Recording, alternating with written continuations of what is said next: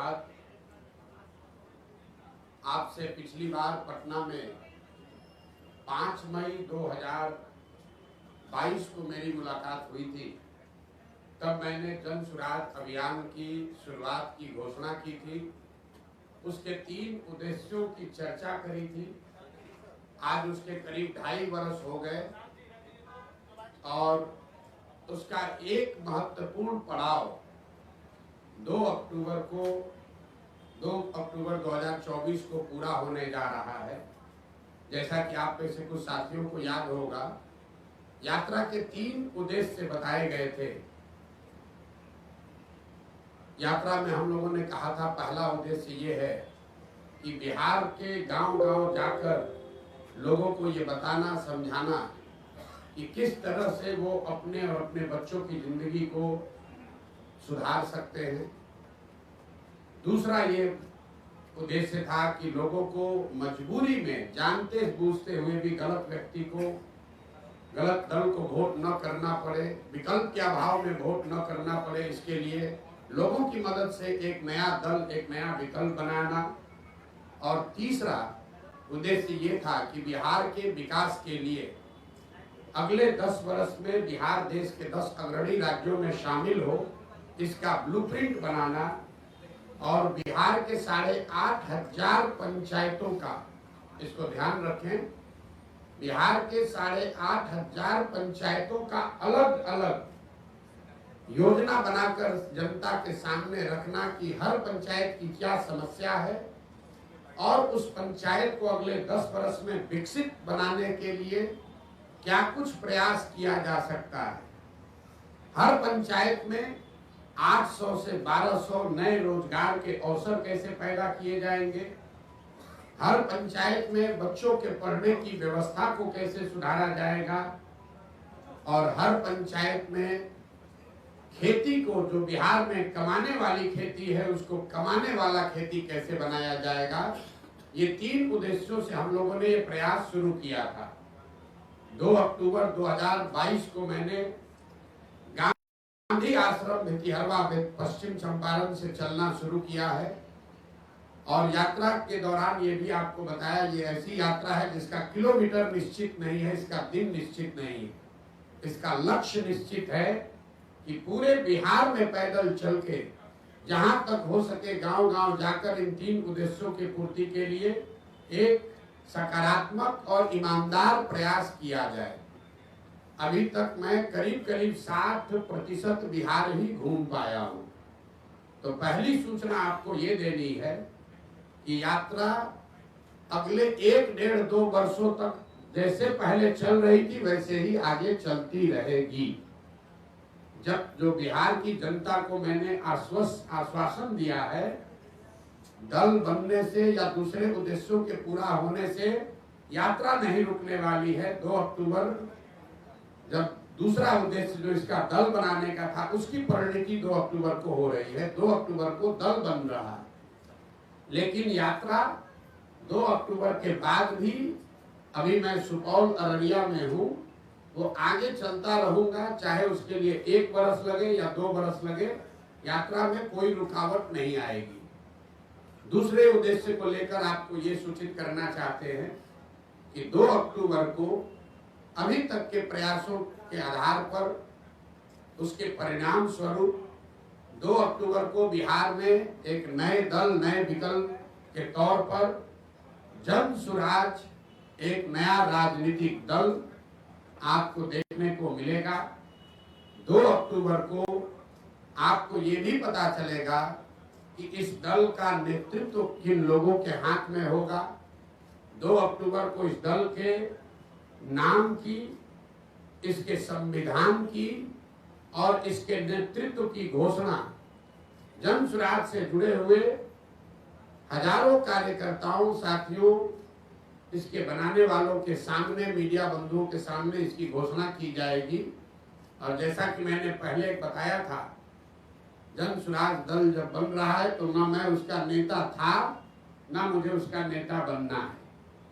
बिहार की जनता ने गांव-गांव में घूमकर जिन लोगों से हम मिले हैं, समाज को मथ कर जिन लोगों को निकाला है, एक प्रयास किया है कि बिहार के सामने ऐसे लोगों का नेतृत्व आप दिया जाए जिसमें प्रशांत किशोर से जो आदमी बेहतर है, जिसकी काबिलियत, जिसका जज्बा, जिसका चरित्र, जिसकी ईमानदारी, जिसके अंदर बिहार को सुधारने का माता हर उस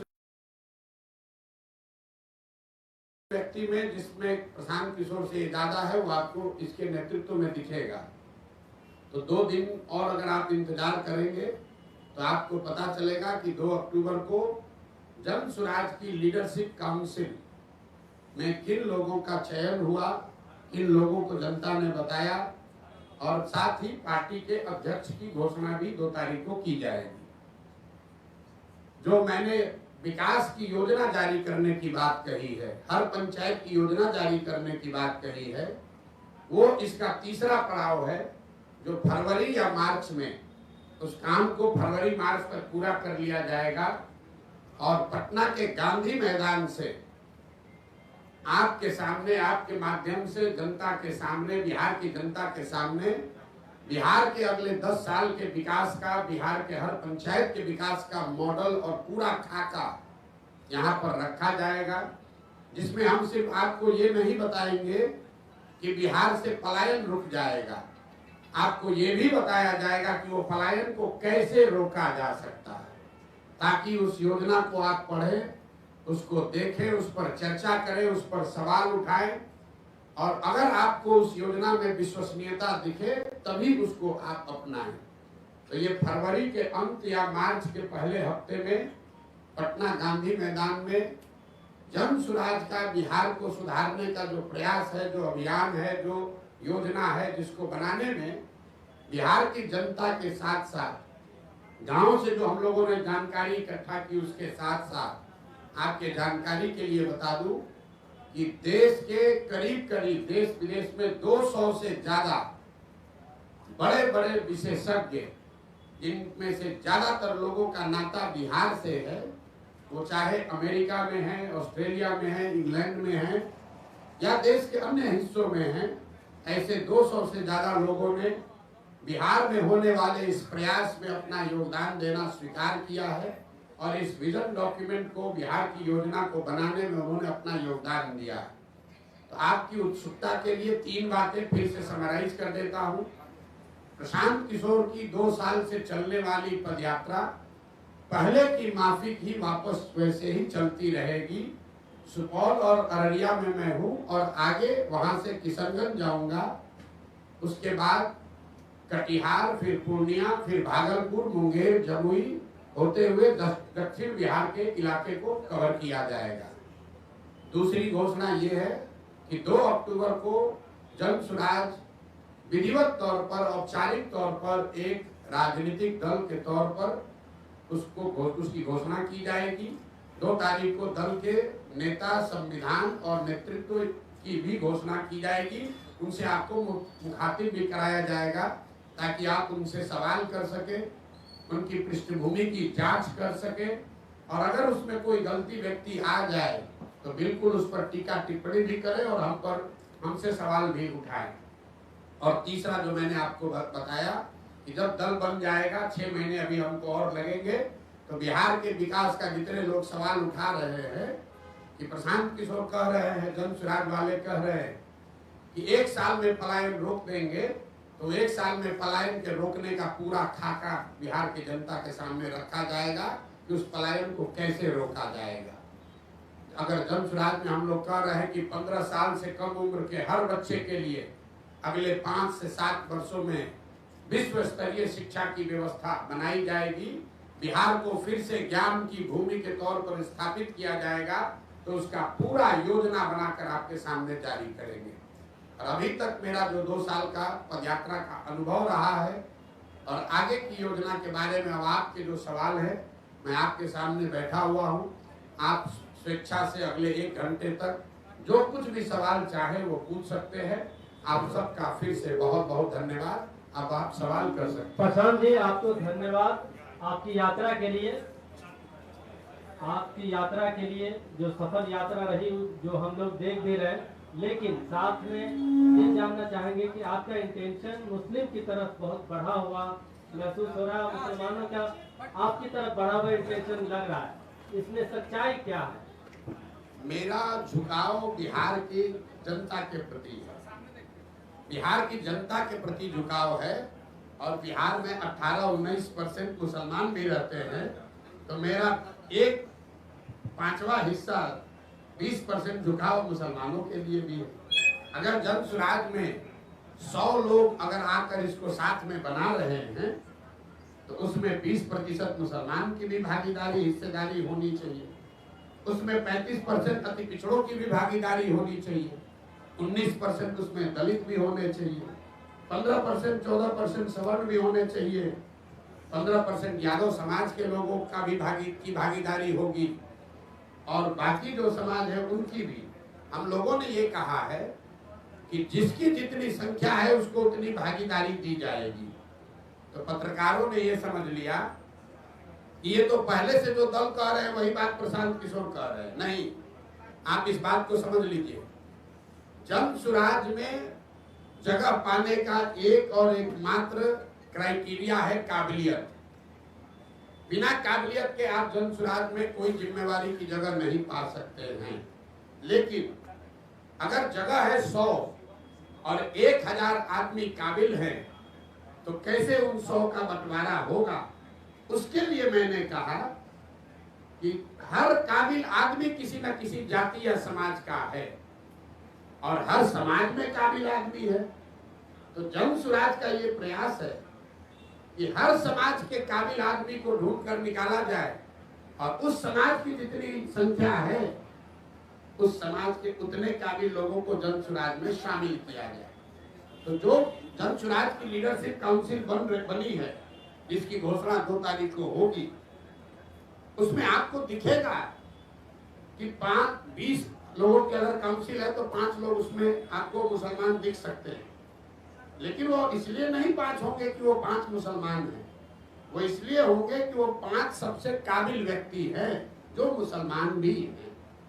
उसमें 5 दलित समाज के लोग भी होंगे, लेकिन वो इसलिए नहीं होंगे कि वो दलित समाज के हैं, वो इसलिए हैं कि वो बिहार के सबसे काबिल चरित्रवान लोग हैं, जिनको समाज ने चुना है, जो दलित भी है। उसमें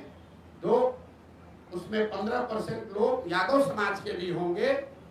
वो इसलिए नहीं होंगे कि वो यादव है, वो इसलिए होंगे कि वो यादव समाज, वो बिहार के सबसे काबिल यादव समाज के लोग हैं। और यही तो 2 बरस से हमारा आपको यह वादा है, बिहार की जनता को जो हमने वादा किया है कि ईमानदारी और शुद्धता में कमी नहीं आएगी। बाकी आप हमसे कुछ भी गलती हो सकती है, इस प्रयास के ईमानदारी और शुद्धता में कमी नहीं आएगी। और उसका पहला पैमाना, पहला कसौटी था कि मैं पैदल चल रहा हूं कि नहीं। आप में से कई लोगों ने कहा कि पैदल चलने से क्या होता है, प्रशांत किशोर तो बिजनेसमैन है, कितना दिन चलेगा। लेकिन मेरा बड़ा से बड़ा विरोधी भी ये नहीं कह सकता है कि 2 साल से मैंने ईमानदारी से अपना चलना पूरा किया है कि नहीं। गांव में ही रहे हैं, गांव में चले हैं। और इसी बिहार में जहां मुखिया बन जाने के बाद भी आदमी कहने लगता है कि हमको बहुत, हमारे जान पर खतरा है, बिहार में जान का खतरा है, बिना बाहुबल के राजनीति नहीं कर सकते हैं। आप में से जिन लोगों ने भी जन सुराज की यात्रा देखी है, इतनी बड़ी व्यवस्था है, लेकिन इसमें एक सिपाही और हवलदार ना पहले दिन था, ना आज है, ना आगे होगा। मैं गांव के सरेहों में ही सोया हूं, और आज तक ये बिहार की जनता की काबिलियत है, उसका कैरेक्टर है कि मैं आपको कैमरे पर बता रहा हूं। चाहे जिस किसी समाज के गांव में मैं गया हूं, मुझे लोगों ने उतना ही सम्मान दिया है, प्यार दिया है। मुझे किसी कुत्ते ने भी नहीं काटा है आज तक। 2 बरस से हम लोग पैदल चल रहे हैं। तो जितने लोग कहते हैं कि राजनीति के लिए बाहुबल चाहिए, तो हम लोगों ने ये करके दिखाया है कि बिहार में आपको राजनीति करने के लिए बाहुबल नहीं चाहिए। दूसरी कसौटी इसकी ये होगी कि मैंने कहा था कि मैं इसका नेता नहीं बनूंगा। लोगों ने कहा अरे अभी तो कह न रहे, देखिएगा यही बनेंगे। तो 2 तारीख को आपको दिखेगा कि प्रशांत किशोर जब तक पदयात्रा जो कर रहे थे वही वापस 2 के बाद भी करते नजर आएंगे। 2 तारीख को नया नेतृत्व बिहार से घोषित कर देंगे। तीसरा मैंने ये कहा था कि जिस आदमी को भी इसका नेतृत्व चुनकर देंगे वो आदमी प्रशांत किशोर से ज्यादा काबिल आदमी होगा। तो आप जिनको हम बना रहे हैं आप देखिएगा, जो आदमी प्रशांत किशोर से ज्यादा विद्वान और होशियार कैरेक्टर वाला होगा, ऐसा मेरा विश्वास है। उस कसौटी पर आप लोग कसिए 2 तारीख को। और फिर जब यहाँ का एजेंडा जारी करेंगे मार्च में, तो आप सारे विद्वान लोगों से मैं आग्रह करूंगा कि 2 महीना तक जिसको भी जिस विषय की जानकारी है आप पूरी तरीके से उस बात का अध्ययन करके सवाल कीजिए कि क्या 1 वर्ष में बिहार में पलायन रोकने का वादा पूरा किया जा सकता है कि नहीं। कोई बात बिना जांचे परखे नहीं करना, हमारे कहने पर नहीं, हमारी कथनी पर नहीं, हमारी करनी पर आपको भरोसा करना है। अगर उस करनी के द्वारा हम आपका विश्वास अर्जित कर पा रहे हैं तो बात को का समर्थन कीजिए। अगर हमारे कथनी और करनी में फर्क है तो मैं आपको सामने से कह रहा हूं कि सबसे ज्यादा मेरा बकिया उधेड़ी है। ये प्रशांत जी एक और चीज, 1 मिनट। किसी ने यहाँ कहा कि प्रशांत किशोर एसी वाला टेंट लगाकर चलते हैं।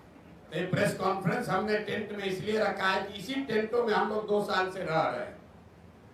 तो मैं चाहूंगा कि यहाँ आप ये प्रेस वार्ता के बाद इस टेंट का मुआयना भी कीजिए और बिहार में जो भी अपने को जमीनी नेता मानता है मैं उसको चुनौती दे रहा हूं कि इसमें 7 दिन रहकर पैदल चल के दिखाओ, तब बताते हैं कि तुम्हारा कितना कैरेक्टर है और कितना जमीन पर काम कर सकते हैं। इस कैंप का वीडियो बनाकर जारी कीजिए और खुली चुनौती दे रहा हूं कि इस कैंप में 7 दिन रहिए। जिसको ये 5 स्टार दिख रहा है, आप सब साथी यहाँ बैठे हैं, बढ़िया मौसम है बाहर, 15 मिनट में पसीना छूट रहा है। इसी टेंट में हम लोगों ने जाड़ा भी काटा है, बरसात भी देखा है, और मैं अकेले नहीं हूँ। 2500 बिहार के बच्चे, 2500 बिहार के बच्चे ऐसे 20 कैंपों में बिहार में रह रहे हैं, इसी कठिन परिस्थिति में रह रहे हैं, गांव गांव जा रहे हैं। और हम लोगों ने 50 बच्चों के साथ शुरू किया था, आज 2500 पदयात्री, उनका प्रयास, उनका परिश्रम, उन पदयात्रियों का संकल्प प्रशांत किशोर से ज्यादा है। क्योंकि प्रशांत किशोर तो फिर भी मीडिया में आ रहे हैं, बोल रहे हैं, उन बच्चों को आप देख नहीं रहे। वो बच्चे नेमलेस हैं, फेसलेस हैं। 2500 बच्चे अपना घर परिवार छोड़कर रात दिन इन कैंपों में रह रहे हैं। और नेता यहाँ पटना में बैठ के कहता है प्रशांत किशोर एसी के टेंट में रहता है, जरा आके रह के देखो। 5 दिन यात्रा शुरू किया था सब जन यहाँ के नेताओं ने, कब शुरू हुआ कब खत्म हुआ पता ही नहीं चला। ये प्रशांत जी, ये प्रशांत जी राजनीतिक रणनीतिकार सलाहकार से आप बिहार की बात किए, उसके बाद जन स्वराज अभियान आपने चलाया, तो आप बता रहे हैं कि नेतृत्व किसी और को सौंपेंगे। तो वैसी स्थिति में प्रशांत किशोर की जन स्वराज में आगे क्या भूमिका रहेगी, किस तौर पर वो जाने जाएंगे? प्रशांत किशोर की भूमिका रहेगी बिहार के समाज को जगाने का, समझाने का। क्योंकि प्रशांत किशोर की सोच ये है, जो कि गांधी की सोच से प्रेरित है, कि अगर राजनीति में आमूलचूल परिवर्तन लाना है तो बिना समाज में हस्तक्षेप किए हुए, समाज के स्तर पर काम किए बगैर आप राजनीति को और व्यवस्था को नहीं सुधार सकते। ऐसा नहीं है कि प्रशांत किशोर कहीं जा रहे हैं। हमारी सबसे बड़ी चुनौती क्या है? आप लोग सवाल क्या पूछते हैं? बात तो अच्छी है, प्रयास तो अच्छा है, समाज मानेगा तब न, जाति टूटेगा तब न। तो सबसे बड़ी चुनौती जो है समाज को मनाने समझाने की, वो चुनौती, वो काम प्रशांत किशोर के कंधे पर है। लेकिन अगर समाज मान जाए तो उसके सामने अच्छे व्यक्तियों का विकल्प हो, वो भी जरूरी है। अच्छे व्यक्तियों का विकल्प हम आपको सामने दे रहे हैं, लेकिन समाज को जगाने का, समझाने का जो काम है, गुरु काम है, वो काम प्रशांत किशोर का है और उसी भूमिका में हम आगे भी रहेंगे। देखिए, एक अंतिम बात इस पर कहती, गांधी जी, महात्मा गांधी देश में कांग्रेस में सिर्फ एक ही बार जीवन में अध्यक्ष बने। गांधी जी जीवन भर कांग्रेस के अध्यक्ष नहीं थे, लेकिन इसका मतलब नहीं है कि गांधी जी का कांग्रेस पर प्रभाव नहीं था। ऐसा नहीं है कि गांधी जी कांग्रेस का अध्यक्ष रहे और जब अध्यक्ष नहीं रहे तो कांग्रेस और आजादी की लड़ाई छोड़कर दूसरे के हवाले करके चले गए। उन्होंने उन लोग, लेकिन ये जरूरी है कि सिर्फ एक आदमी से नहीं होगा। और प्रशांत किशोर बिहार का एकमात्र काबिल आदमी नहीं है। इस मूल भावना जन स्वराज की यही है कि पिछले 30 वर्ष में सिर्फ 1200 परिवार के लोगों ने बिहार की राजनीति को कब्जा कर रखा है। 3.5 करोड़ परिवार बिहार में रहते हैं। तो जन स्वराज का ये अभियान है जहां ये हम बता रहे हैं कि आप गरीब हैं, अमीर हैं, अगड़े हैं, पिछड़े हैं, हिंदू हैं, मुसलमान हैं, दलित हैं, पैसा नहीं है, आपके पिताजी विधायक मंत्री नहीं है, आप उसका चिंता मत कीजिए। अगर आपके पास जज्बा है, बिहार को सुधारने की इच्छा है, सपना है, तो आइए इस व्यवस्था से जुड़िए। पैसे का चिंता, चुनाव लड़ने लड़ाने रणनीति का चिंता प्रशांत किशोर और जन स्वराज पर छोड़िए। हमने ये कहा है, लोग कह रहा है कि कैसे किस आधार पर कह रहे हैं कि गरीब से गरीब आदमी को पैसा देकर लड़ाएंगे। मेरे भाई, गरीब को पैसा देकर लड़ाने की बात कह रहे हैं तो आपको गलत लग रहा है, और आप पैसा लेकर चुनाव लड़ाते हैं तो आप सही अपने को बता रहे हैं। तो हम बिहार की जनता पर छोड़ते हैं कि किसका विकल्प सही है। जो लोग पैसा लेकर टिकट देते हैं, चुनाव लड़ाते हैं, उनका विकल्प अच्छा है कि जन स्वराज जो कि कह रहा है कि गरीब से गरीब आदमी भी ईमानदार है तो उसको लड़ाने का खर्चा समाज से जमा करके जन स्वराज देगा, ताकि किसी नेता को वोट खरीदने के लिए ये पैसा न खर्च करना पड़े। किसी नेता के पास ये कहने का आधार न हो कि हमने चुनाव में 5 करोड़ रुपया खर्चा किया इसलिए हम चोरी करेंगे, इसलिए हमको ठेका चाहिए। इसलिए जन स्वराज में घोषणा है कि आपको गाड़ी नहीं अपना लगाना है। हमारी गाड़ियां चल रही है जन स्वराज की। लोग कह रहा है इतना पैसा कहां से आ रहा है। गाड़ियां इसलिए चल रही हैं कि आप समाज से पैसा वसूली मत करो, गाड़ी हम दे रहे हैं, तुम काम करो। अगर आप खेत में मजदूर हैं, अति पिछड़ा समाज के हैं, दलित हैं, सवर्ण समाज के हैं, गरीब हैं, आपके पास क्षमता है, आप राजनीति नहीं कर पाते हैं क्योंकि आपके पास पैसा नहीं है। आपको घर में मजदूरी करनी है, अपने बच्चों का पेट पालना है, आप में क्षमता ज्यादा है, लेकिन आप राजनीति नहीं कर सकते। जन स्वराज कह रहा है तुम राजनीति करना चाहते हो, हम साधन देते हैं, राजनीति करो, ताकि ये परिवारों का दबदबा खत्म हो। धर्म के आधार पर, जात के आधार पर जो लोग ठेकेदारी कर रहे हैं, इनका वर्चस्व खत्म किया जाए। प्रशांत जी, आप अच्छे लगता है, अच्छे सामाजिक कार्यकर्ता हम लोग देख रहे हैं, चौथा आंदोलन में है जेपी के बाद, हमें लगता है कि आप कुछ कीजिएगा बिहार में। ये बताइए नीतीश जी में क्या खूबी और खराबी हो गई जो आप लोग को छोड़ दिए, और अभी तो लाए थे उसको? नहीं, नीतीश जी को हम नहीं लाए थे। नीतीश जी को 2005 में बिहार की जनता लेकर आई थी। आपका ये सवाल ठीक है कि जिस बिहार में हमने नारा दिया बिहार में बहार हो, नीतीश कुमार हो, आज हम उनके विरोध में क्यों खड़े, ये जायज सवाल है। 2000 यहाँ बैठे हुए हर व्यक्ति और आपके जरिए बिहार की जनता को ये बताना चाहते हैं कि 2014 के नीतीश कुमार और 2024 के नीतीश कुमार में जमीन आसमान का फर्क है। 2014 में जिस नीतीश कुमार की हमने मदद की थी, उसकी छवि बिहार में सुशासन बाबू की है, ऐसे प्रशासक की है जो बिहार को सुधारने के लिए प्रयास कर रहा है। बिहार बहुत अच्छा नहीं हुआ था, लेकिन सुधार की एक प्रक्रिया शुरू हुई थी, लोगों का एक विश्वास बनना शुरू हुआ था कि बिहार में भी शायद सुधार हो जाए। आज जिस नीतीश कुमार का मैं विरोध कर रहा हूं, वो नीतीश कुमार है जिसके लिए गांव-गांव में लोग कह रहा है कि भैया बिहार में लालू का जंगल राज, अपराधियों का जंगल राज देखे थे, ये नीतीश का जो राज है ये अधिकारियों का जंगल राज है। यहाँ बैठा हुआ हर पत्रकार जानता है कि ये पूरी व्यवस्था, पूरा सरकार चंद अधिकारी, कोई विधायक मंत्री भी नहीं चला रहा है। आपको कैमरे पर कह रहे हैं, कोई विधायक मंत्री नहीं चला रहा है, चंद अधिकारी, वो भी सेवानिवृत्त अधिकारी सलाहकार बनकर बैठ गए और पूरे 13 करोड़ लोगों के भाग्य विधाता बनकर बैठ गए हैं। ना वो उनका नौकरी है, नौकरी से रिटायर हो चुके हैं, जनता ने उनको चुना नहीं है, और पूरे बिहार को 4 अधिकारी मिलकर चला रहे हैं। नाम आपको पता है, नाम लेकर हम उनको ग्लोरीफाइड नहीं कर रहे हैं, लेकिन आपके जरिए जरूर बताना चाह रहे हैं कि 13 करोड़ बिहार के लोगों का भविष्य सेवानिवृत्त 4 अधिकारी मिलकर नहीं तय कर सकते हैं। बिहार की जनता को इतना मूर्ख मत समझिए, चुनाव आने दीजिए, कोई नहीं बचने वाला है। प्रशांत जी, एक सवाल है प्रशांत जी, अरे सुन लीजिए, मैंने एक पहलू बताया तो उस प्रशासक का मैं विरोध कर रहा हूं जिसने पूरे बिहार की जनता का भविष्य 4 सेवानिवृत्त अधिकारियों के हाथ में कर छोड़ दिया है। जिस नीतीश कुमार की 2014 में मैंने मदद की थी उसमें राजनीतिक मोरालिटी थी। नीतीश कुमार गैसल पश्चिम बंगाल में, आप में से कुछ लोगों को याद होगा, एक रेल दुर्घटना हुई थी। नीतीश बाबू तब रेल मंत्री थे, 200 से ज्यादा लोगों की मृत्यु हुई। नीतीश कुमार ने रेल मंत्री पद से वाजपेयी की सरकार में इस्तीफा दिया था। मैंने उस नीतीश कुमार की मदद की थी। आज जिस नीतीश कुमार का विरोध कर रहा हूं वो नीतीश कुमार है कि कोरोना के काल में हजारों लोग मर गए, उनकी मृत्यु हो गई, लाखों बच्चे, पूरे कोरोना से पूरे देश में संकट आया, लेकिन जितना कष्ट बिहार के लोगों को हुआ उतना कष्ट किसी को नहीं हुआ।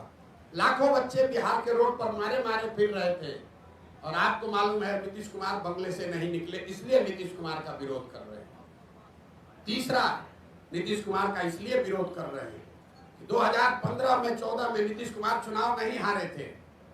लोकसभा में उनके दल को चुनाव लोगों ने हराया था, उनके दल को 2 MP मिला था। नीतीश कुमार के पास 117 विधायक थे, उनको बहुमत था, फिर भी उन्होंने पद छोड़कर मांझी जी को मुख्यमंत्री बनाया था कि भाई जनता का विश्वास हम पर नहीं है तो दूसरे को मुख्यमंत्री बनना चाहिए। आज उस नीतीश कुमार की मैंने मदद की थी। आज जिस नीतीश कुमार का विरोध कर रहे हैं वो नीतीश कुमार है जो चुनाव हार गया है। 243 के विधानसभा में 42 विधायक जीता है इस आदमी का, और कभी लालटेन पर लटक कर, कभी कमल पर बैठकर ये आदमी राज कर रहा है। जिस दिन परिणाम आपके सामने खुलासा कर रहे हैं, जिस दिन 2020 का चुनाव का परिणाम आया, नीतीश कुमार अपना फोन का रिकॉर्ड जारी करे, कम से कम 3-4 बार हमसे बात किया। इस शख्स ने 3-4 बार हमसे बात किया। हमने इनको सलाह दिया कि आपको 42 विधायक आया है, मत बनिए मुख्यमंत्री, ये जनता के आदेश का उल्लंघन होगा। 6 बजे तक आप लोगों को भी जानकारी होगा, शाम में 6 बजे तक कहते रहे नहीं बनेंगे, और 6:30 बजे फिर वही जाकर मुख्यमंत्री बन गए। इस नीतीश कुमार का विरोध कर रहा हूं।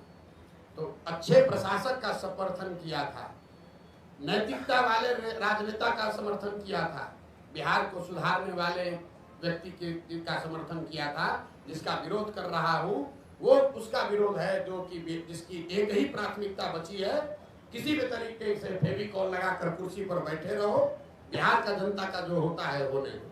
आपने कहा कि आपका जो मुकाबला है वो NDA से है, RJD को आप कोई मुकाबला नहीं मानते हैं, तो क्या आपको नहीं लगता कि कहीं आपका ये बयान आप पर बैकफायर भी हो सकता है, क्योंकि कहीं ना कहीं एक खास वोट बैंक पर आपकी भी नजर है अगर इस स्टेटमेंट को हम देखें तो? नहीं, आप ये भाई इसके लिए कोई आपको बहुत ज्ञानी होने की जरूरत नहीं है। आप 2005 से, जब से NDA बना है, उसके बाद से RJD की कोई ताकत रही नहीं है। 2005 से आप आगे का इलेक्शन का आंकड़ा उठाकर देख लीजिए तो RJD को कभी, RJD या उनके द्वारा बनाए गए गठबंधन को कभी जीत नहीं मिली है। महागठबंधन का एक अपवाद छोड़ दिए जिसमें हम लोगों ने मदद की थी, उसमें भी RJD जूनियर पार्टनर ही था। नीतीश जी के चेहरे पर चुनाव लड़ा था, RJD के नाम पर चुनाव नहीं लड़ा गया था। और अभी का लोकसभा का चुनाव देख लीजिए, इस लोकसभा चुनाव में 176 विधानसभा में भाजपा और NDA को बढ़त है। तो हमारा अगर मुकाबला है तो जो 176 में आगे है उससे मुकाबला होगा कि जो 50 सीट में आगे है उससे मुकाबला होगा। तो ये तो हमारे आकलन का विषय नहीं है, ये तो फैक्ट है। किसने कह दिया आपको? भाई ऐसा है, अब अपने हिसाब से कहिएगा। क्या लोकसभा में कितना सीट है RJD को? 2014 में RJD को 5 से कम सीट था, 2014 में 0 सीट था, 2019 में 4 सीट मिला। और आप लोग बता रहे हैं बाप रे कितना बड़ा दल है RJD। एक बात ध्यान रखिए आप लोग, RJD अपने दम पर, लालू जी बहुत बड़े नेता हैं, लेकिन लालू जी अपने दम पर बिहार जीवन में सिर्फ एक ही बार जीते हैं, एक ही बार जीते हैं। दोबारा बिहार की जनता ने लालू जी को बहुमत नहीं दिया है।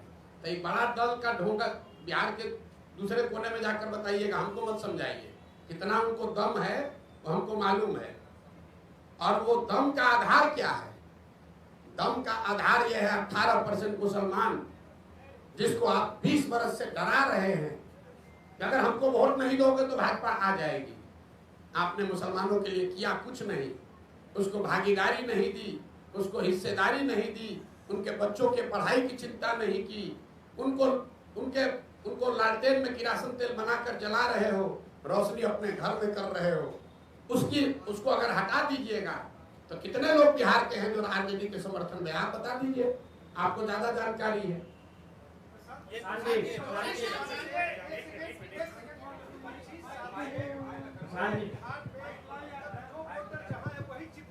जी 25 साल से जो वोटर जहां है वही चिपका हुआ है, या तो वो लालजी को वोट दे रहा है या फिर नीतीश कंपनी को या भाजपा को वोट दे रहा है।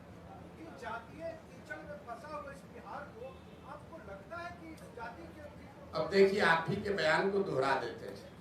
आपने कहा कि 25 बरस से बिहार का वोटर एक ही जगह चिपका हुआ है। अब आंकड़ों से बिल्कुल ये उलट बात आप कह रहे हैं। 2014 से पहले भाजपा यहाँ पर कोई उसका वजूद नहीं था।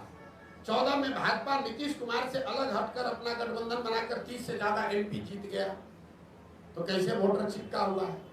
84 में इसी बिहार की जनता ने कांग्रेस को पूर्ण बहुमत दिया, 89 में जनता दल को जिताया, 95 में लालू यादव को जिताया, 2000 के बाद लालू जी और किसी को गठबंधन नहीं दिया, 2014 में मोदी को जिताया, 2019 में 40 में 39 सांसद एनडीए को जिता दिया, इस बार फिर 30 दिया है।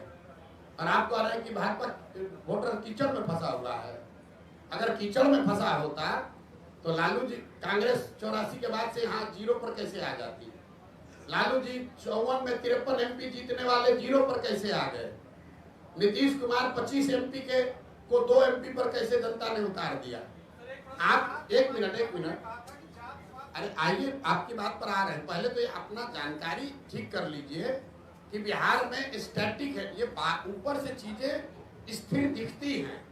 समंदर को दूर से देखिएगा तो बड़ा स्थिर दिखेगा, नजदीक जाकर गहराई से देखिएगा तो आपको करंट फील होगा। बिहार वो भूमि है जहां 10 बरस में पूरी राजनीतिक व्यवस्था पीछे बदलती रही है। लालू जी का वर्चस्व 90 के दौर में रहा है, 2000 आते आते लालू जी का वर्चस्व खत्म हो गया। 80 के दौर में कांग्रेस थी, 90 के दौर में लालू थे, 2000 के दौर में नीतीश कुमार हैं, 2010 के दौर में भाजपा मोदी हैं। हर 10 बरस में परिवर्तन हुआ है, आप उसको देख नहीं रहे। दूसरा, आपने कहा जाति पर वोट पड़ा है, तो आप हमको बताइए, इस बार 30 को सीट मिला है एनडीए को। ज्यादातर लोगों का आकलन है कि नीतीश कुमार का तो नहीं है, मोदी के नाम पर वोट पड़ा है।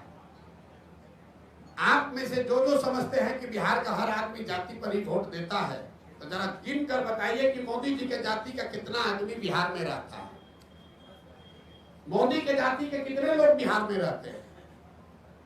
भाजपा का, मोदी का गुनाह ये है कि जिस बिहार को जातिवादी समाज कहकर लोग हंसते हैं, अनपढ़ कहते हैं, हम लोग को बेइज्जत करते हैं, उस समाज ने जातियों से ऊपर उठकर गुजरात के एक लड़के को राजा बनाया।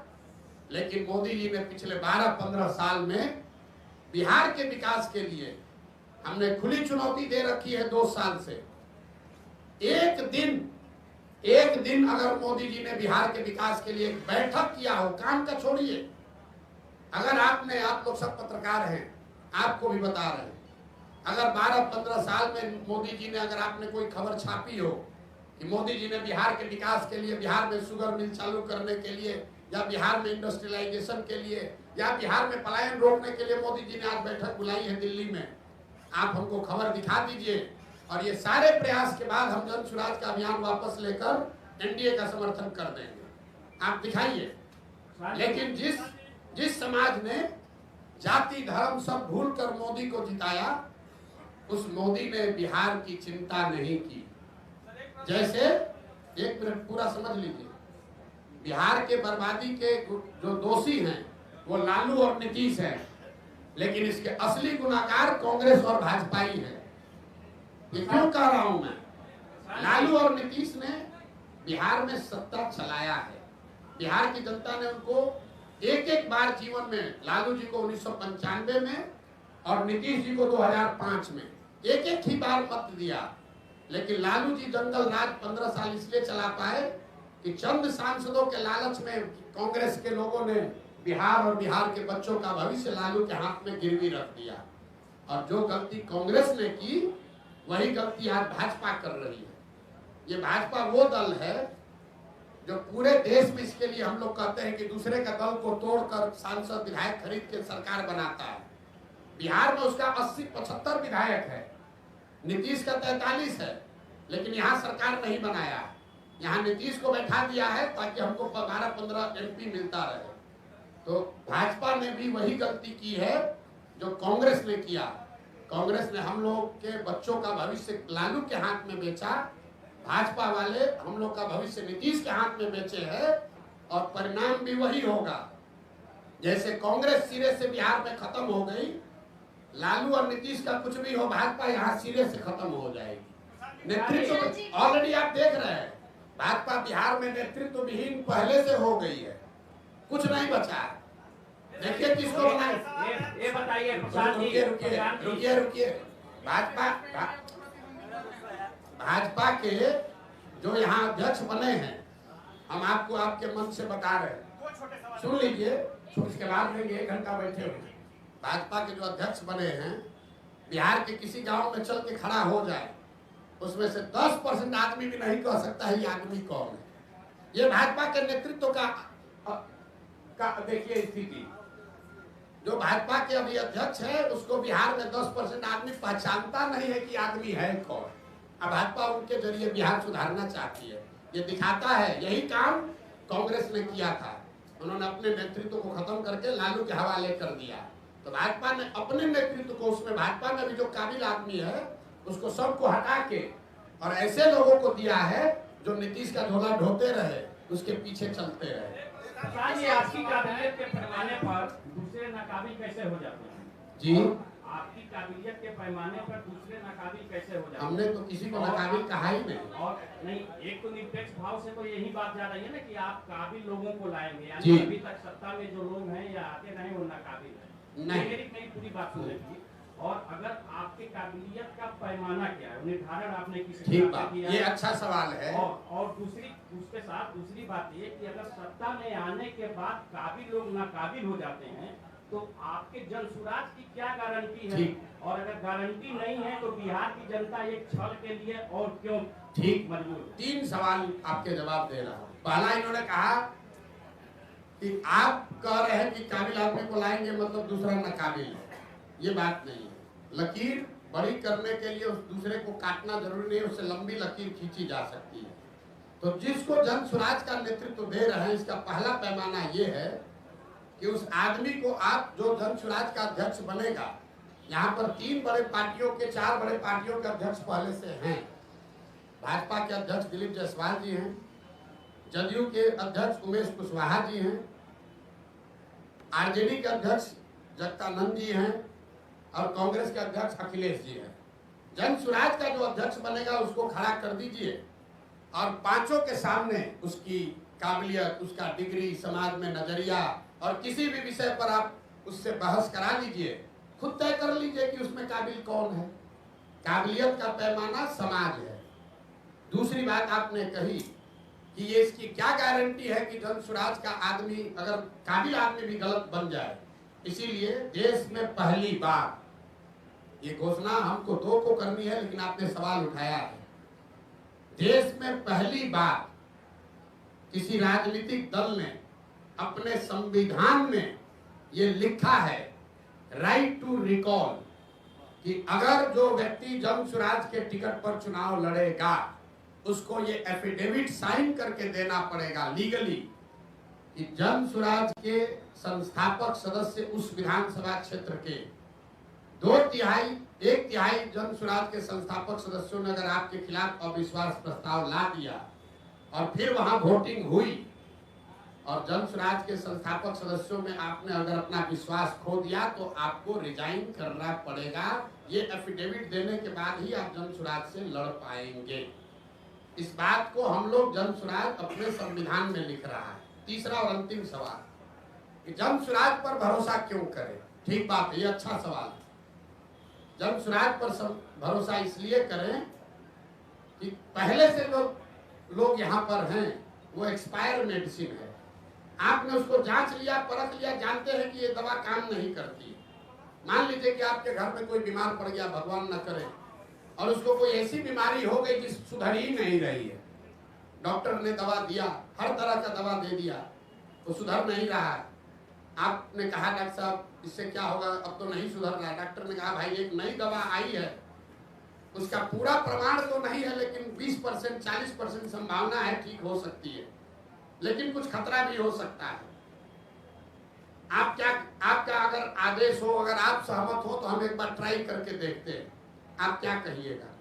अपने परिजन को बचाने के लिए आप क्या कहिएगा कि जो 3 दवा जिसको आपने ट्राई कर लिया, जिसका फायदा नहीं हुआ, उसी पर रखिएगा, या कहिएगा कि ना भाई ना डॉक्टर साहब 20% संभावना है, लेकिन नया दवा आया है, इसको ट्राई कीजिए, शायद हमारी किस्मत, दुआ, भगवान का आशीर्वाद शायद लग जाए। तो जन स्वराज जो 3 जिन दलों से हम लड़ रहे हैं, वो एक्सपायर मेडिसिन है। जनता ने उसको 30 बरस देख लिया, परख लिया, जान लिया, ये नहीं सुधार सकता है। जन स्वराज नया प्रयास है, इससे सुधार हो भी सकता है, शायद नहीं भी हो सकता, लेकिन शायद हो भी सकता है। तो ऊपर वाले की दुआ रही तो निश्चित तौर पर बिहार की जनता वो रिस्क लेगी। और एक अंतिम बात, हमारा अपना मानना है कि सबके जीवन में कभी न कभी सवेरा आना है। बिहार के 13 करोड़ जनता के भविष्य में भी कभी न कभी तो सुधार भगवान ने, ऊपर वाले ने लिखा होगा। हम लोग तो निमित्त मात्र है। हम तो पहले भी ये हमको समझ थी, हमने पहले प्रयास क्यों नहीं किया? प्रयास हम तब शुरू किए हैं जब ऊपर वाले की मर्जी हुई है। हम 1% है, ऊपर वाला 99% है। मेरा ये विश्वास है कि 13 करोड़ बिहार के लोगों का जीवन भी कभी सुधरना भगवान ने तय किया होगा, और शायद जन स्वराज वो निमित्त है, वो रास्ता है जिसके जरिए वो सुधार हो पाएगा। मेरे दो छोटे उनके भी 2 छोटे हैं, आपके भी 2 छोटे हैं।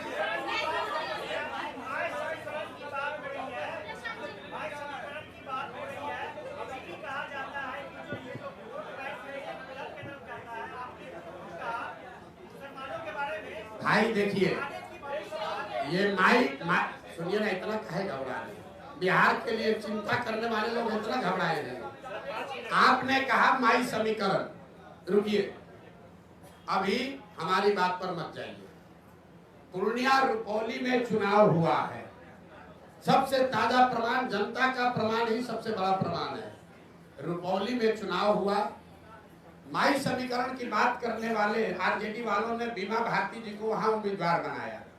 रुपौली की स्थिति से जो लोग जानकारी रखते हैं, बीमा भारती जी के अपने जाति के 35-40 हजार लोग उस विधानसभा में रहते हैं। 15,000 MY में वाई समाज के लोग, यादव समाज के लोग रहते हैं, और 45,000 वहां मुसलमान रहते हैं। तीनों मिलाइएगा तो 1 लाख हुआ। और माई समीकरण के जमींदारी का दावा करने वाले लोग, ठेकेदारी करने वाले लोगों के कैंडिडेट को 30,000 वोट आया। दूसरा देखिए, एनडीए का अति पिछड़ा तो नीतीश जी के साथ है, तो भैया रुपौली में 1,10,000 अति पिछड़ा है, उनको कितना वोट आया? 50,000। और जीता कौन? उस व्यक्ति, वो आदमी जीता है, हमारा आदमी नहीं जीता है। जन स्वराज की बात छोड़ दीजिए, वो आदमी जीता है जिसके जाति का 5-6 हजार आदमी वहां रहता है। और आप लोग कह रहे हैं कि बिहार में माई समीकरण है, सब जाते हैं, पब्लिक सब पागल है। अरे भाई आप ये समझिए, अगर यहाँ सोना और पीतल रख दिया जाए तो आप किसी जाति के यहाँ सोना उठाइएगा कि पीतल उठाइएगा? फर्क बस इतना है कि कोई सोना दिखना चाहिए, आचार से, विचार से, व्यवहार से, कर्म से। अगर आप सोना दिखेंगे तो समाज का कोई भी ऐसा वर्ग नहीं है, कौन नहीं चाहता है कि उसका बच्चा अच्छा पढ़े? कौन नहीं चाहता है कि उसके बच्चे के शरीर पर कपड़ा हो? कौन नहीं चाहता है कि उसके बच्चे को पलायन नहीं करना पड़े? हाँ, अब ये जिम्मेवारी हम पर है, जन स्वराज पर है कि हम वो तप तपा कर सोना दिखे, वो विश्वास अर्जित करें। और मैंने कहा है कि अगर 3 बरस में विश्वास अर्जित नहीं कर पाए तो 5 वर्ष चाहे और चलना पड़े, 10 वर्ष प्रयास करना पड़े, हम पीछे नहीं हटने वाले। जब तक समाज को ये विश्वास न दिला दें तब तक ये प्रयास रुकेगा नहीं। बिहार को सुधारे बगैर मानने वाले नहीं हैं, चाहे 2 वर्ष लगे कि 10 वर्ष लगे।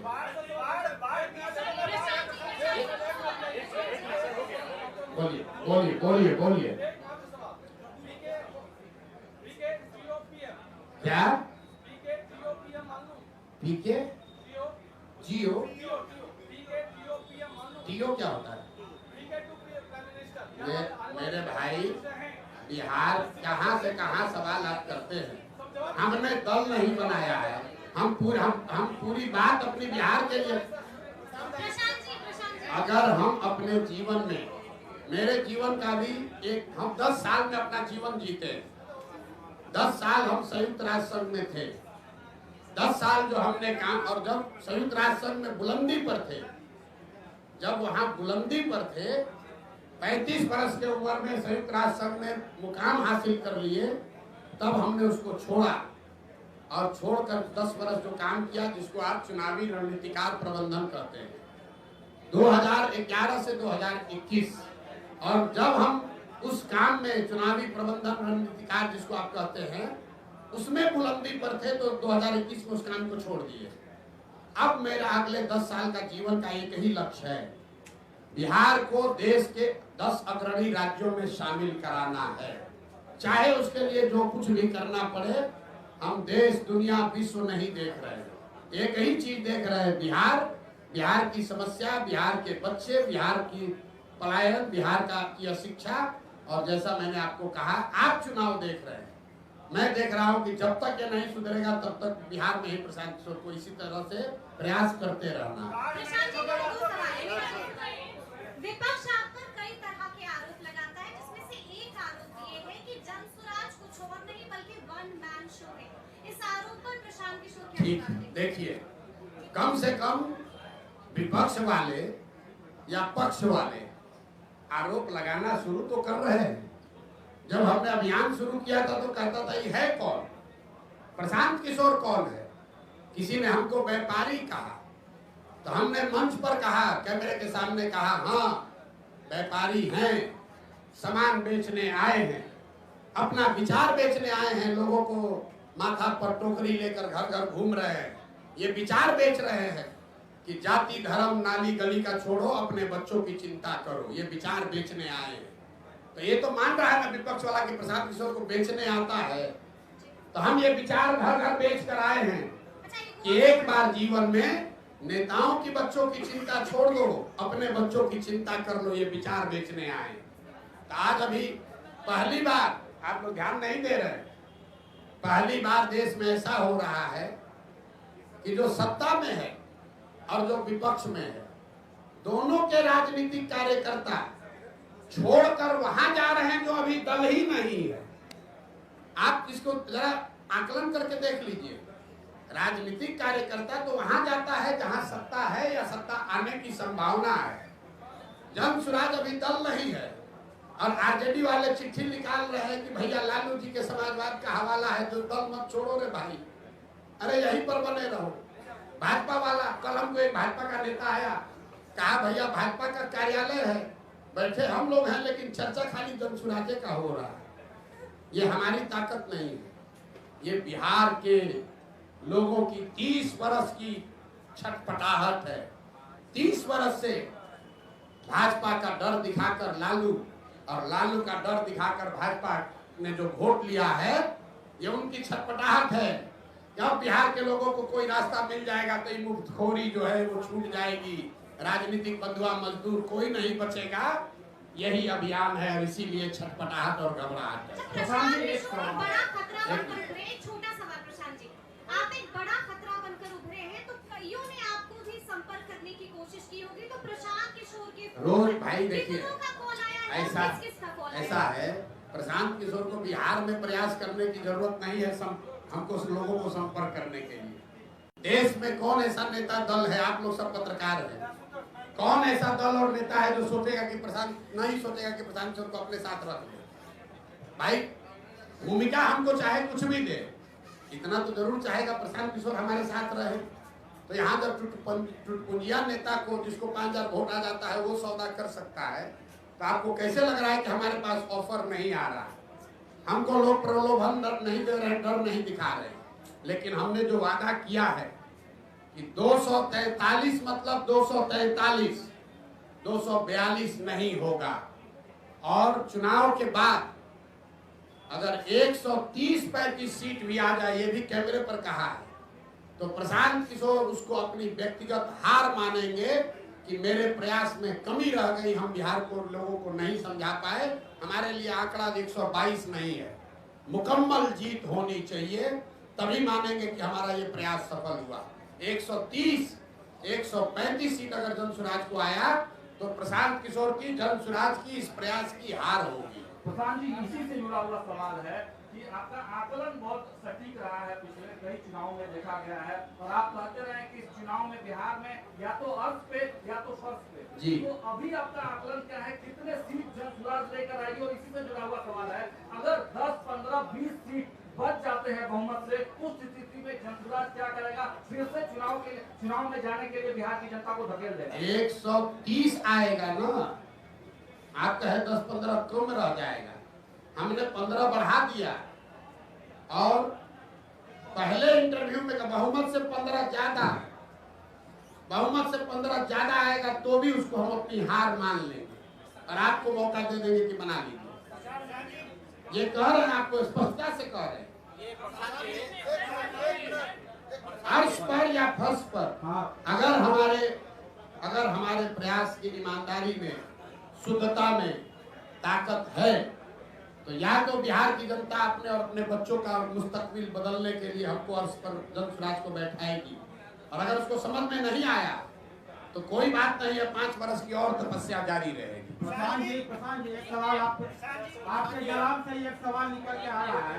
आप कह रहे हैं प्रशांत जी नहीं, आप कह रहे हैं कि 130 सीट भी आएगा तो हम हार मान लेंगे, सरकार नहीं बनाएंगे। आप बोल रहे हैं ये कहाँ का है दूसरा लाइन? अपने से अपना लाइन जोड़ते हैं। मैं उसको अपने इस प्रयास के बिहार को सुधार, देखिए बिहार में सिर्फ सरकार बनने से बिहार नहीं सुधरेगा। आपने बात सुनी नहीं हमारी। बिहार तब सुधरेगा जब यहाँ 5000 अच्छे लोग मुखिया बनेंगे। बिहार तब सुधरेगा जब यहाँ पर 50,000 अच्छे लोग वार्ड सदस्य बनेंगे। बिहार तब सुधरेगा जब यहाँ 200-250 अच्छे विधायक बनेंगे। सिर्फ सरकार बदलने से, मुख्यमंत्री बदलने से बिहार नहीं सुधर सकता है।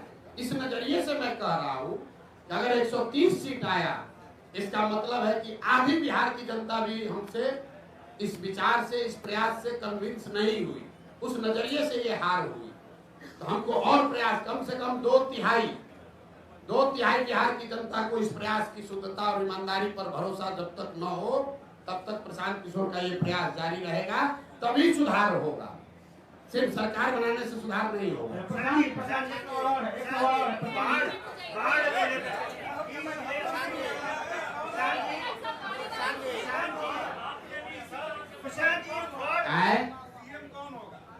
देखिए, हमने जो शुरुआत किया तो आपको बताया कि दल होगा, तो आप कहे कौन होगा?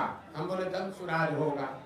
फिर बोला दल का नेता कोई होगा, हमसे काबिल होगा। तो आपने फिर पूछा कौन होगा?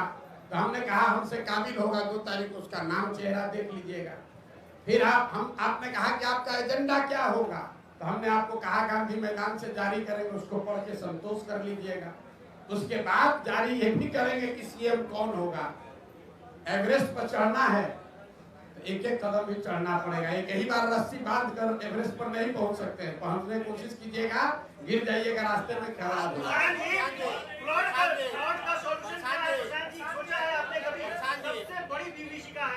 ये आपको कुछ नहीं समझ है। इनका जरा सवाल सुनिए। इन्होंने कहा कि फ्लड की समस्या सबसे बड़ी विभीषिका यहाँ के लोगों की मानसिकता, सबसे बड़ी विभीषिका यहाँ से पलायन है। अब बाढ़ पर आ जाइए। अगर आप ध्यान से देखेंगे 50% यहाँ जमीन ऐसी है बिहार में जहां फ्लड क्या रिस्क है। 30% जमीन ऐसी है जहां परमानेंट जल जमाव है और करीब करीब 25 से 27% ऐसी जमीन है जहां सूखा है। अगर आप बिहार को भौगोलिक तरीके से देखेंगे तो जो उत्तर के तराई वाले जिले हैं, चंपारण, पश्चिमी चंपारण, पूर्वी चंपारण, शिवहर, सीतामढ़ी, मधुबनी, दरभंगा, सुपौल, अररिया, किशनगंज, ये जो ऊपर के तराई वाले एरिया हैं, यहाँ पर बाढ़ और बाढ़ के साथ साथ नदियों के कटाव का मामला है। जो मध्य के जिले हैं, गोपालगंज, सिवान, छपरा, वैशाली, समस्तीपुर, खगड़िया, बेगूसराय, इन जिलों में जब आप चलिएगा गांव-गांव तो आपको बाढ़ से ज्यादा जल जमाव की समस्या दिखेगी। हर पंचायत में, प्रखंड में हजारों एकड़ जमीन ऐसी है जहां पानी परमानेंट लगा रहता है। और जब गंगा के आप दक्षिण में आते हैं, जिसको आप दक्षिण बिहार कहते हैं, यहाँ पर सूखे की समस्या है, पानी नहीं पहुंच रहा है। तो जल स्वराज का जो विजन डॉक्यूमेंट जारी होगा उसमें आप बाढ़ पर कार्यक्रम नहीं देखेंगे, उसमें आप वाटर ग्रिड की बात देखेंगे कि जहां बाढ़ है, जहां जल जमाव है और सूखा, इन तीनों का एक integrated plan, Kosi plan, Gandak plan नहीं, सोन कैनाल नहीं, एक इंटीग्रेटेड प्लान हो जिसमें बाढ़, जल जमाव और सूखे को एक तरीके से एक बार एड्रेस किया जाए। उसका पूरा खाका आपके सामने रखेंगे, उसको देखिए, पढ़िए, समझिए। और आधा बाढ़ का जो समस्या है वो तो इंजीनियरों और ब्यूरोक्रेट्स के कमाई के लिए खुद किया हुआ है। आप गांव देहात में चलिए, लोग हमको बता रहे हैं भैया जो ठेकेदार है वही जाके बांध में छेद करवाता है ताकि कटे, अब बाढ़ नियंत्रण के नाम पर पैसा आए और उसमें लूट किया जाए। तो हमको फ्लड कंट्रोल नहीं करना है, हमको यहाँ जल जो यहाँ का अभिशाप बना हुआ है, इसको बिहार की एक बड़ी ताकत में परिवर्तित करना है। और एक अंतिम बात, चाइना ने आज से सैकड़ों साल पहले ये करके दिखाया है। उन्होंने नदियों का ग्रिड बनाकर बाढ़, सूखे और जल जमाव की समस्या का समाधान निकाला है। बिहार के लिए भी ये व्यवस्था कई लोगों ने कई रिपोर्टों में ये चीज पड़ी हुई है, किसी ने वैसा प्रयास नहीं किया है। तो जल स्वराज का प्रयोग, बाढ़ रोकने के लिए कोई विजन नहीं है। जल प्रबंधन, जल का समुचित उपयोग कैसे हो, बाढ़, जल जमाव और सूखे से परमानेंट छुटकारा कैसे हो, इसका विजन डॉक्यूमेंट आपको गांधी मैदान से जारी करेंगे। और हम चाहेंगे कि आप उसको पढ़िए, जरूर पढ़ के सवाल कीजिए।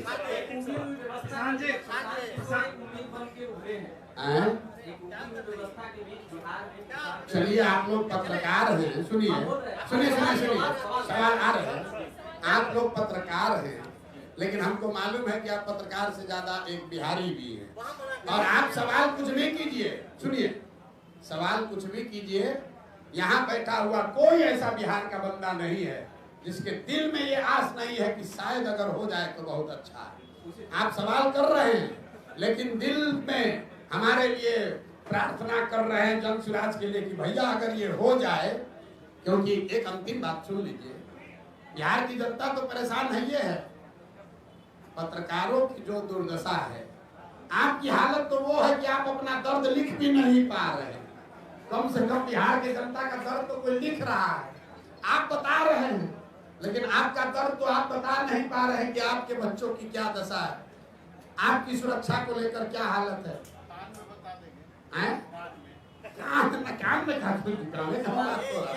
आप सवाल पूछिए। तो सबसे ज्यादा पत्रकार लोग चाह रहे हैं, जैसे समाज का हर वर्ग चाह रहा है वैसे पत्रकार भी चाह रहा है कुछ सुधार हो। जो सरप्राइज पैकेज है, हम जो कह रहे हैं कि बहुत सारे लोग ऐसे आपको जन स्वराज में दिखेंगे जिसको आपने सोचा नहीं था कि भी राजनीति में आ सकते हैं, तो उसमें पत्रकार लोग भी शामिल है। बिहार में कितना पत्रकार राजनीति में आने जा रहा है आपको पता नहीं है। प्रशांत जी, महात्मा गांधी का मेरा सवाल, महात्मा गांधी जी का तस्वीर लगाए हुए विचारों पर चलने की बात करते हैं और ये नशा मुक्ति उनका महत्वपूर्ण ये बातें थी। शराबबंदी पर आपका बयान आया, खूब वायरल हुआ कि शराबबंदी को हटा देंगे, उसमें सुधार की बातें नहीं की और उसको सीधे तरीके से गांधी को आप कितना पढ़े लिखे समझते हैं? ये प्रशांत जी, गांधी जी ने नहीं बात ये महत्वपूर्ण समझ इसी लीजिए। से रिलेटेड है कि ये सवाल है आपसे। आप एक मिनट, नीतीश जी भी गांधी जी को अपना आदर्श मानते हैं, आप भी अपने गांधी जी को आदर्श मानते हैं। नीतीश जी बापू का हवाला देके और आधी आबादी का हवाला देके शराबबंदी लागू की। बोल रहे उसी पर बोल रहे हैं।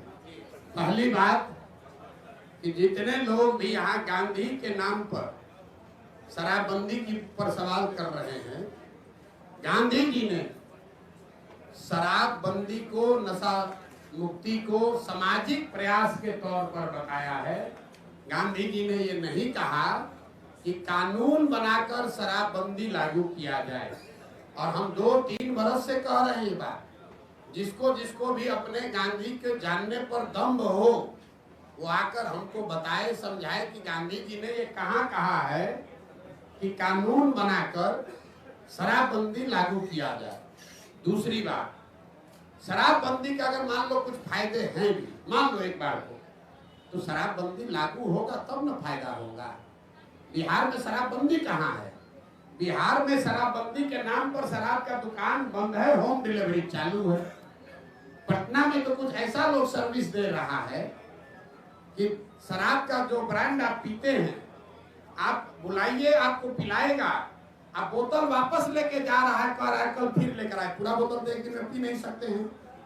और आप अपने घर में शराब रखना नहीं चाहते हैं कि डर है पकड़ा जाएंगे। तो ऐसा सर्विस भी यहाँ पर है। आपको बता रहे हैं, आपको हमसे ज्यादा जानकारी होगा।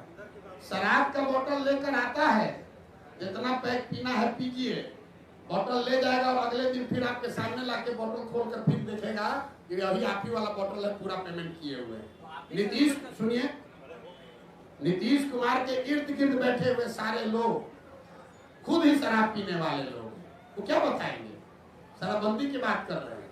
हमने कहा है, इसको ध्यान रखिए, शराबबंदी से बिहार का हर वर्ष 20,000 करोड़ रुपया का नुकसान हो रहा है। जन स्वराज का विजन ये है कि शराबबंदी को हटाया जाए और ये 20,000 करोड़ रुपया जो मिले वो बजट में न लिया जाए। उस जैसे हम लोग रोड बनाने के लिए 50 पैसा सेस देते थे, उसी तरह शराब से आने वाले टैक्स के पैसे को बजट में न लिया जाए। उस पैसे को अगले 20 वर्ष तक सिर्फ और सिर्फ बिहार के बच्चों के पढ़ाई के लिए खर्चा किया जाए। तो शराबबंदी से अगले 12-15 वर्ष में 5 लाख करोड़ रुपया हम लोग जमा करने जा रहे हैं। आप बताइए कि ये होम डिलीवरी वाला शराबबंदी से समाज का फायदा है कि शराब की बिक्री भले हो, रेगुलेटेड हो, और उससे 5 लाख करोड़ रुपया इकट्ठा कराकर एक बच्चों को पढ़ाने के लिए विश्व स्तरीय व्यवस्था बना दी जाए, वो होना चाहिए। बिहार की जनता को तय करने दीजिए। हम पहले व्यक्ति हैं और एकमात्र राजनीतिक दल है जो कह रहा है कि शराबबंदी 15 मिनट में उठाकर फेंक देंगे। लोगों ने कहा महिला वोट नहीं देगी, न देती हो तो न दे। हम गलत नहीं बोलेंगे, गलत नहीं बोलेंगे। लोगों ने कहा भूमि सुधार का बात कीजिएगा, सवर्ण वोट नहीं देगा। हम सामने से कह रहे हैं भूमि सुधार लागू किया जाएगा। अभी जो सर्वे हो रहा है ये भूमि सुधार नहीं है। भूमि सुधार और जमीन के सर्वे में फर्क है। हम सरकार पर अभी टीका टिप्पणी बहुत नहीं करते हैं, लेकिन आप लोग जितना राजनीतिक आकलन कर रहे हैं, ये कल किसी परसों पत्रकार ने बताया हमको, और उन्हीं का शब्द आपको कोट कर रहे हैं कि 3S, शराबबंदी, सर्वे और स्मार्ट मीटर, ये 3 आखिरी कील है नीतीश कुमार के राजनीतिक ताबूत में। ये सिरे से इनको साफ कर देगा। ये जो सर्वे शुरू कराया है, हर अंचल में लोग बता रहे खतियान निकालने के लिए, अपना खतियान निकालने के लिए लोगों को 5,000-10,000 रुपया लग रहा है। जब से सर्वे शुरू हुआ है, प्रखंड के स्तर पर लोग बता रहे हैं कि 50 लाख से 1 करोड़ रुपया की वसूली हो चुकी। शराबबंदी का यही हालत है। हर प्रखंड से करोड़ों रुपया शराब माफिया और भ्रष्ट अफसर कमा रहे हैं। और स्मार्ट मीटर में गरीब के गले को दबाकर उसके घर में कहा जा रहा है तुम अंधेरे में रहो, लेकिन स्मार्ट मीटर स्वीकार करो। ये तीनों एस नीतीश कुमार के राजनीतिक ताबूत का 3 कील है जो इनको पूरी तरीके से खत्म कर देगा। अभी रोके है ना सर्वे, दम है तो जरा सर्वे करके दिखा ले। हमने सबसे पहले कहा कि 6 महीने में घर घर में झगड़ा होगा, गांव में गोली चलेगी। ये आदमी सर्वे भूमि सुधार नहीं है। जब लैंड का रिकॉर्ड ही आपके पास नहीं है, आप लोगों से क्यों मांग रहे हैं कि वंशावली बना के लाओ? सरकार के पास खुद लैंड का रिकॉर्ड नहीं है, रजिस्टर टू कॉम्प्रोमाइज्ड है, उसमें हेर फेर हुई है, उसको फाड़ दिया गया, उसमें घोटाला किया गया, पैसा लेकर आपके नाम कर दूसरा नाम कर दिया। अनीता कुमारी है तो कुमारी में मुंह पर इंक गिरा दिया, डिस्प्यूट खड़ा हो गया। तो जब सरकार को खुद नहीं पता है कि किस जमीन का मालिक कौन है, तो कैसे लोग ये प्रमाणित करेंगे कि यह जमीन उनका है?